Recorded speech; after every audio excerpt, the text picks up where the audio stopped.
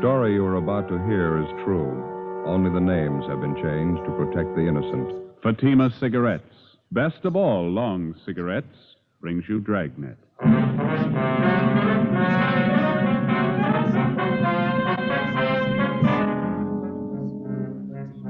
You're a detective sergeant. You're assigned to auto theft detail. A well-organized ring of car thieves begins operations in your city. It's one of the most puzzling cases you've ever encountered. Your job? Break it. You'll be amazed when you compare Fatima with other long cigarettes. You'll find they now cost the same. But in Fatima, the difference is quality. You see, Fatima is the quality king-size cigarette because it contains the finest domestic and Turkish tobaccos superbly blended.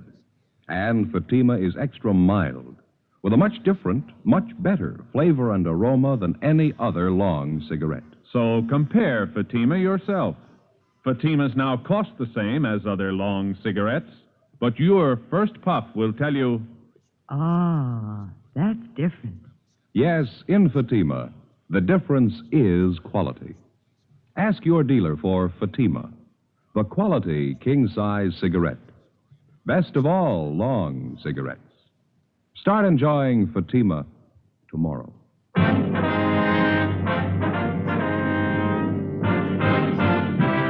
Dragnet, the documented drama of an actual crime.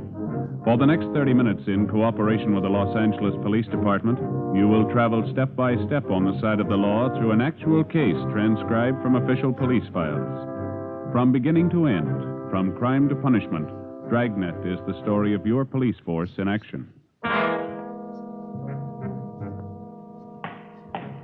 It was Monday, May 11th. It was fair in Los Angeles.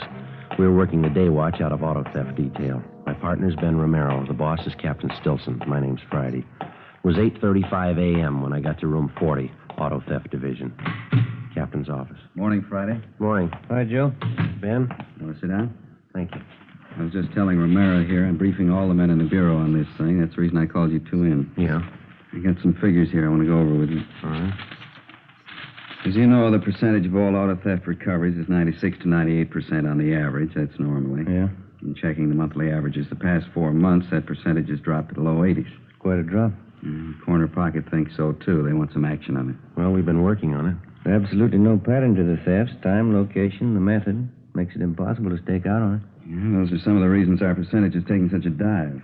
I know the problems. We all do, but we got to break this thing soon. Well, it figures we're dealing with a well-organized bunch. They know what they're doing.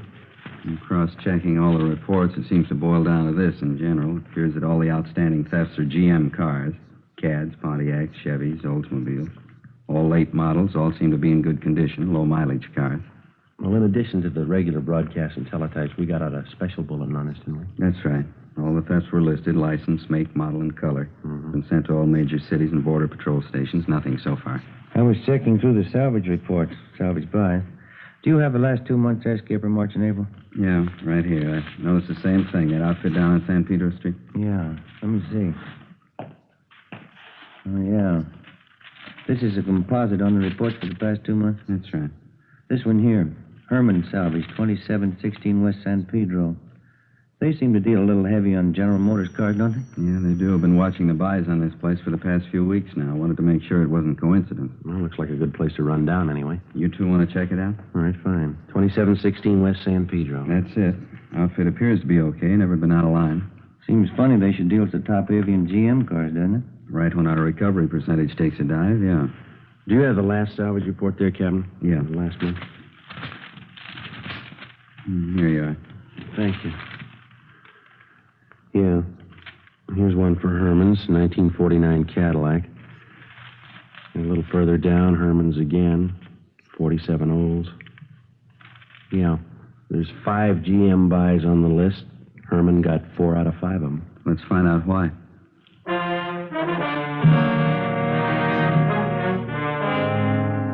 From the time an automobile is first manufactured and sold, a constant and complete record is maintained on that automobile. His certificate of ownership, the pink slip in the state of California. His certificate of registration, the white slip. These 2 slips of paper contain the information necessary for the positive identification of your car. fact that every motorist knows.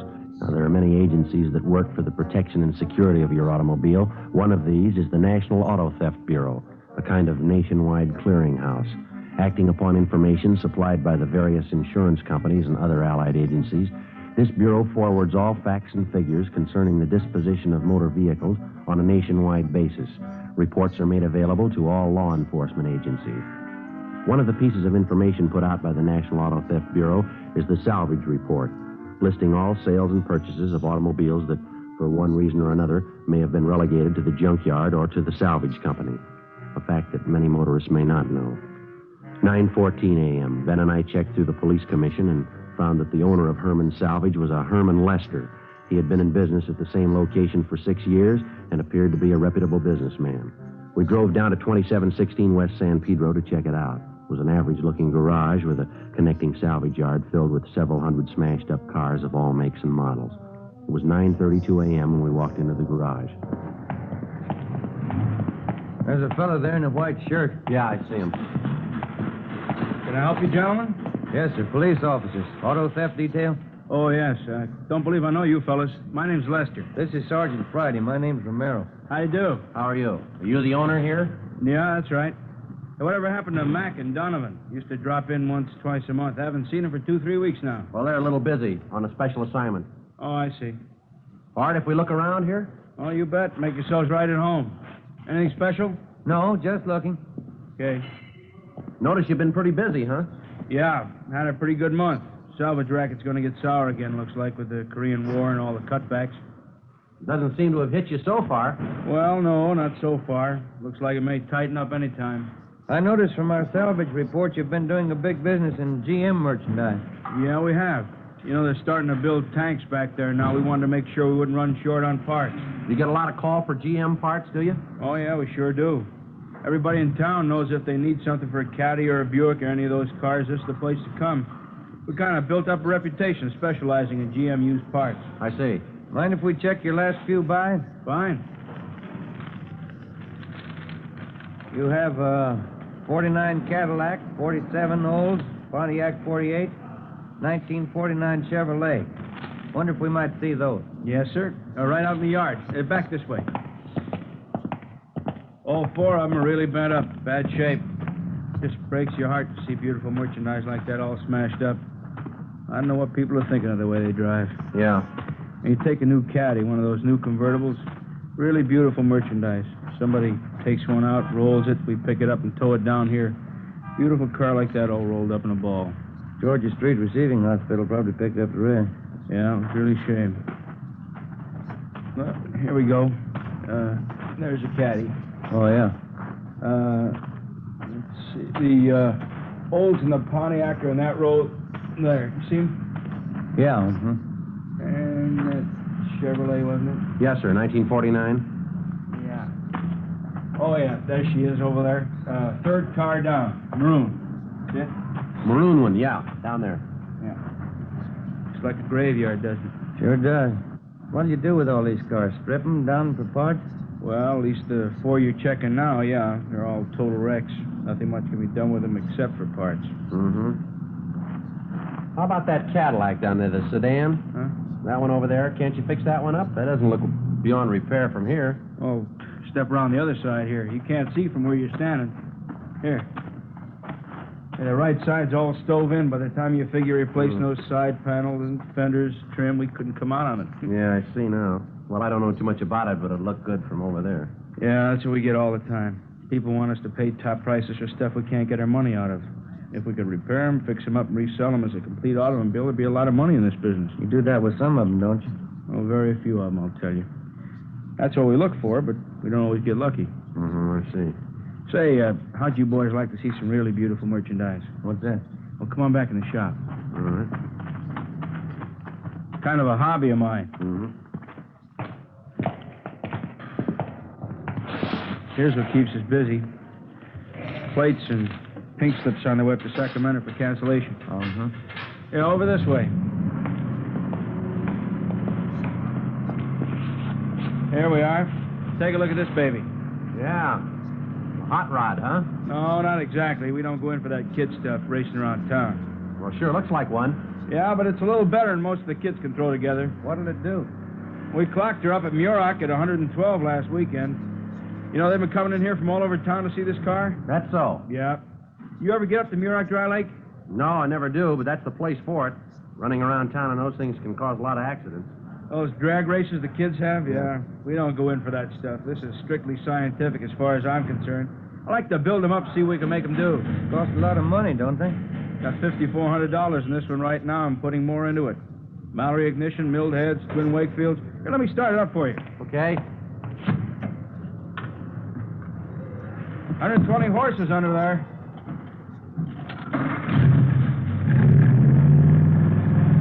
Yeah, sounds good. Listen at that. Beautiful, isn't it? Yeah. A lot of power here.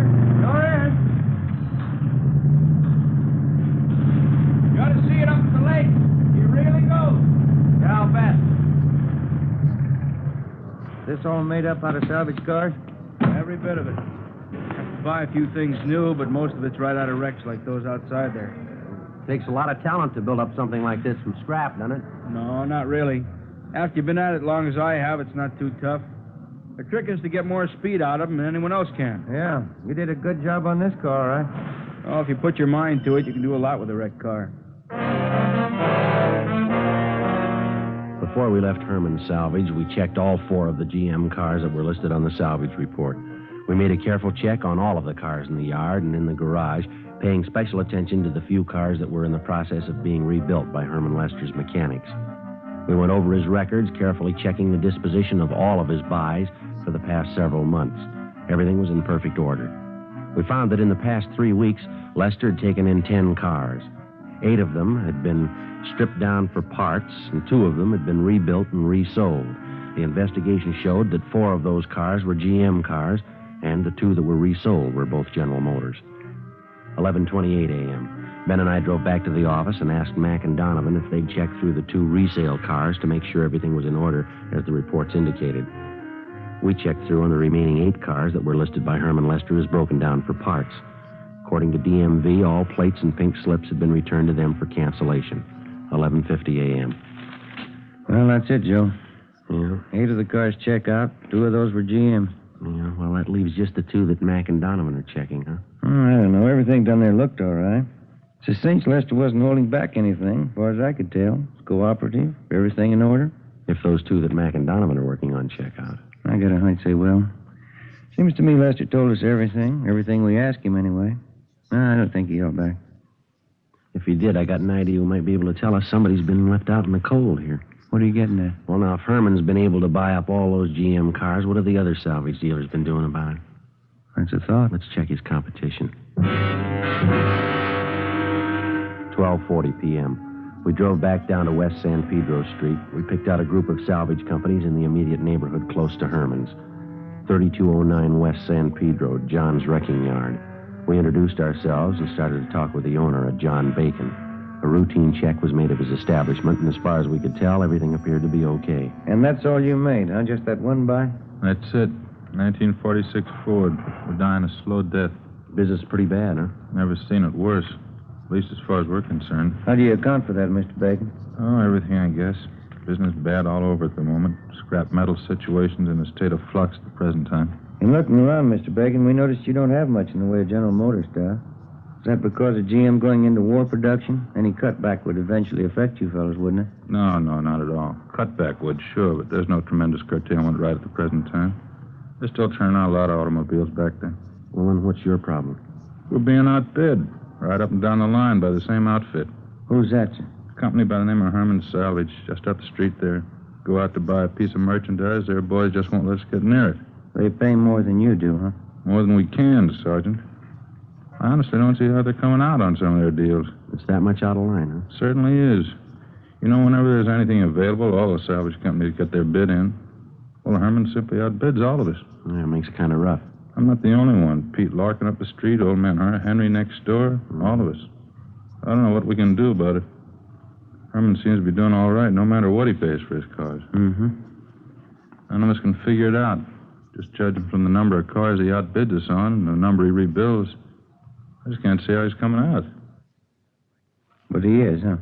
Figure he's laying odds on a big shortage. That's what all of us think. He's laying in his stockpile. Is that the idea? Sure. What else could it be? We continued our check on all salvage dealers, both in the neighborhood of Herman Lester's place and throughout the city. It seemed to be a fact well known to most dealers that Herman was outbidding all of them on any and all GM automobiles. The only possible explanation was that he must be trying to lay in a large stockpile of this particular make of car. 3:35 p.m. We received word from Sergeants Mack and Donovan that they had checked out the 2 remaining cars listed in Herman's books, the resales. Ben was right. They checked out with no discrepancy. During the next 10 days, the investigation continued. The theft of late-model GM cars continued, with few recoveries. Suspects were arrested and questioned. We could find no connection that might lead us to an organized ring of car thieves that might be responsible for the lack of GM car recoveries. The salvage report showed no change in Herman's buying technique. Apparently, he was still dealing heavy on the one particular make of car. Thursday, May 25th. We received a teletype from DMV listing all the salvage buy transfers. In making our usual daily check of this teletype, we noticed a 1949 Cadillac, engine number 598-77415. It had been resold from salvage to a used car lot. That's the place right up the block. Yeah, I see. Same cad we saw in Herman's salvage yard. Yeah, it's funny, isn't it? The one in particular that I asked him about, you remember? Yeah, I remember. You thought it could be fixed up. He said no. It's only been a little over 2 weeks ago, hasn't it? Yeah, that's right. Well, still doesn't prove anything. Here we are. Jake's. This is the place. Yeah, there's a cad in the front line right down there, huh? Mm-hmm. I don't see anyone around, do you? No, I don't. Well, I guess it's all right to check the engine number anyway. Yeah, I'll get the hood release. Right.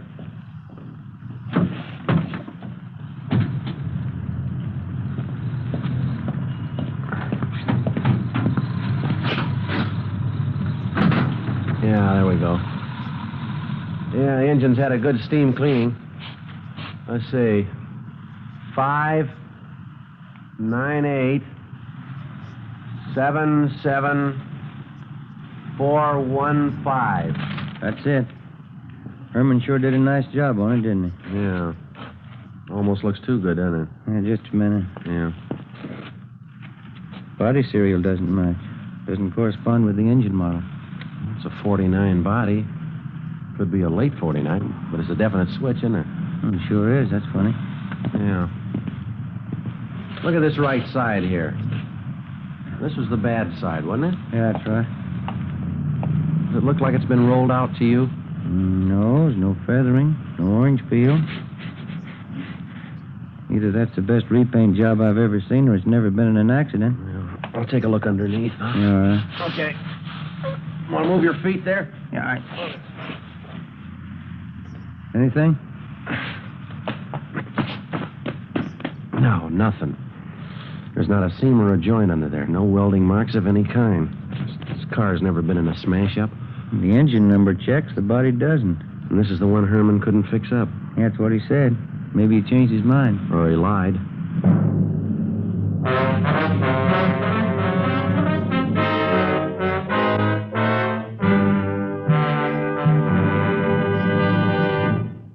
You are listening to Dragnet. From beginning to end, Dragnet is the authentic story of your police force in action. Now, from beginning to end, the Fatima story. Actual convincing proof that in Fatima, the difference is quality. Quality of tobaccos. The finest domestic and Turkish varieties, extra mild and superbly blended to give you a much different, much better flavor and aroma. Quality of manufacture. Smooth, round, perfect cigarettes. Rolled in the finest paper money can buy. Manufactured in the newest and most modern of all cigarette factories. Quality, even to the appearance of the bright, clean, golden yellow package. Carefully wrapped and sealed to bring you Fatima's rich, fresh, extra mild flavor. Because of its quality, its extra mildness, its better flavor and aroma, more long cigarette smokers are now insisting on Fatima than ever before. So if you smoke a long cigarette, compare Fatima. You'll find they now cost the same.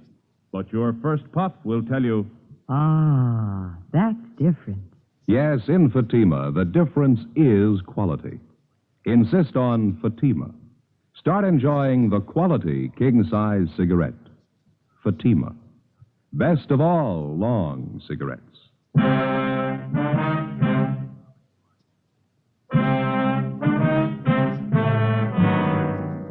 1949 Cadillac, engine number 598-77415. In checking out this automobile, Ben and I had found that the engine number corresponded with the salvage report concerning Herman Lester's place.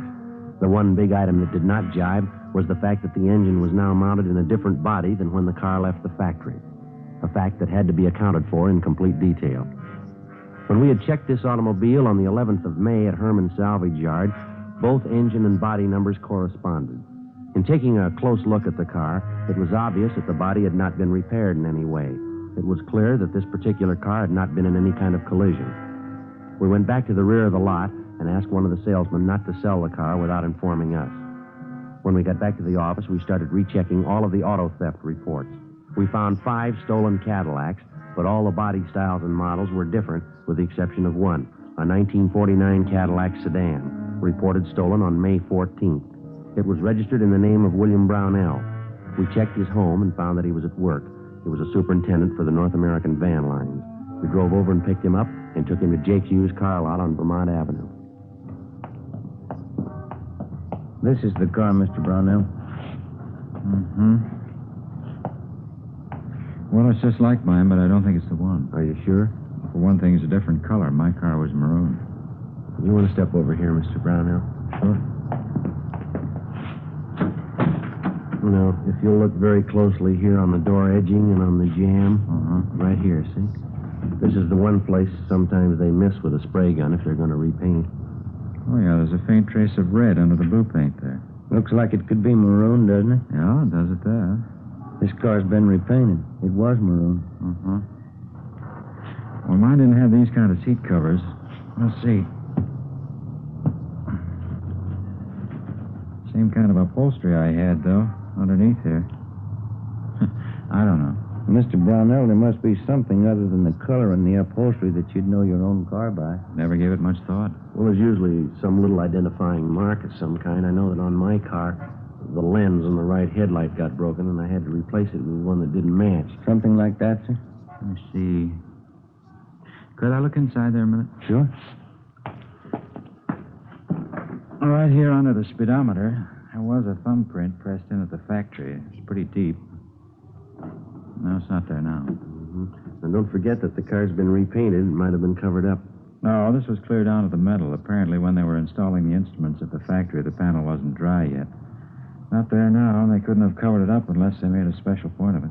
Well, sometimes that's done. Car thieves are kind of clever. I'm sorry, gentlemen. I don't think this is my car. Don't think I don't wish it was, but it's not. Can you think of just one other thing, maybe? Just one mark of identification is all we need. No. Even these tires aren't mine. I had white sidewalls. Oh, could have been switched. They were pretty new. Wait a minute. I think I remember something. No, there's no rip up there. What's that, sir? I just thought of something. The boys down at the office gave me a St. Christopher medal. You know, the large metal kind you're supposed to bolt to your dashboard? Yes, sir. I didn't want to put it on, so I carried it around with me in the car.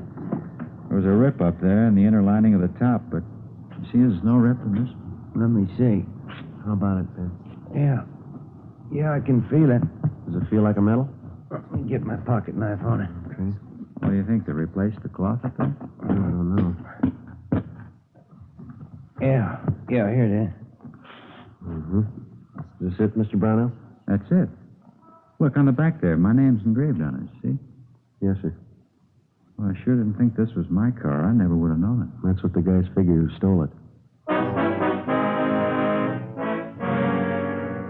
The 1949 Cadillac was taken to the police garage, and a complete and thorough check was made. The car, with the exception of the engine, was positively identified as the property of William Brownell. This definitely implicated Herman Lester and showed his salvage operations to be illegitimate. He had obviously been buying one particular make of salvage automobile, outbidding all his competitors to do so. When he would buy a piece of wrecked equipment, an exact duplicate would be stolen to match it. He would then dispose of the engine from the stolen vehicle and replace it with a salvage engine. With this system of operation, Herman Salvage had been enjoying a lucrative business, which accounted for a great percentage of the stolen cars that we hadn't been able to recover. 7:25 p.m., May 25th. We drove out to pick up Herman Lester. His home address was listed as 8625 Wonderland Drive. It was up in the Laurel Canyon district, a heavily wooded section of Los Angeles. Pretty nice place up in there. Yeah, but you can see of it through the trees. Well, let's go. Mm-hmm. Look at that, Joe. Yeah. Looks like a 50 Olds. Everything there but the engine. No plates. Mm-hmm. I didn't notice that from the street, did you? Never could have seen it from down there. Mm. Looks like a garage back up in there, doesn't it? Perfect spot. Can't see any of this from the street with all those trees. Pretty fancy layout for a home garage. Good size. Yeah. Somebody's working up in there. Yeah. Come on.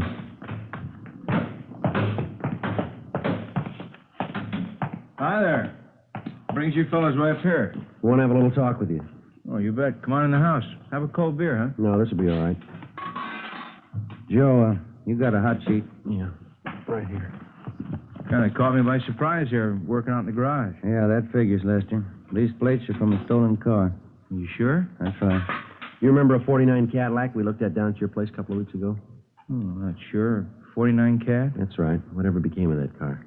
Oh, now I remember. Yeah, I sold that car to Jake's over in Vermont. Thought you told us you couldn't fix it up. I don't remember. You sure you don't mean some other car now? No, it's the same one. You know the one we mean. How about it? How about what? That was a stolen car, Lester, and you know it. That's a stolen car out there in the yard, isn't it? What's that hoist then? There he goes, Joe. All right, Lester, hold it. Stop it, stop, Joe. All right, now, come on. Drop it, Lester. Drop the hammer. Go with me.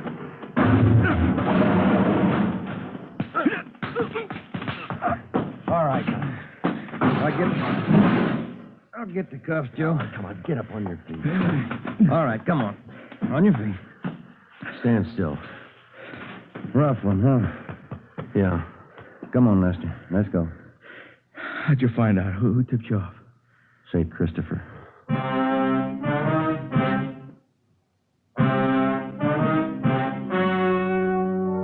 The story you've just heard was true. Only the names were changed to protect the innocent. On August 15th, trial was held in Superior Court, Department 82, City and County of Los Angeles, State of California. In a moment, the results of that trial. And now, here is our star, Jack Webb. Thank you. Friends, one of the first things a detective learns is that you can't rely on snap judgments or first appearances. You get all the evidence first, and then you arrive at a decision. And that's just as true when it comes to choosing a king-size cigarette. Place a Fatima alongside any other king-size cigarette. Now, side by side, they'll look identical. When you smoke them, you'll find a world of difference. You'll find, as I have, in Fatima, the difference is quality. Quality that gives you extra mildness, a much better flavor and aroma. If you haven't smoked Fatimas yet, buy a pack tomorrow and see if you don't agree. In Fatima, the difference is quality.